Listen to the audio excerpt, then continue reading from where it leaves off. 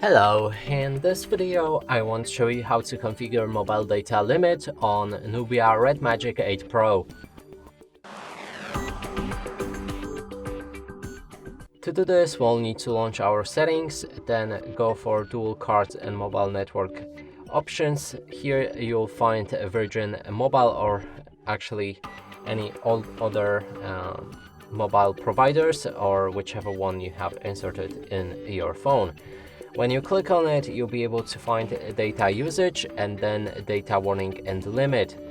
Right here we can set up the limit itself with set data limit. Click on OK, and then you can change data limit itself with gigabytes and megabytes. Keep in mind that 1000 megabytes is 1 gigabyte, so in this case we're going to go for 6 gigabytes. Then we can enable or disable mobile data warning and when we'll receive it. So now when I use total of 2 gigabytes, I will start receiving mobile data warning.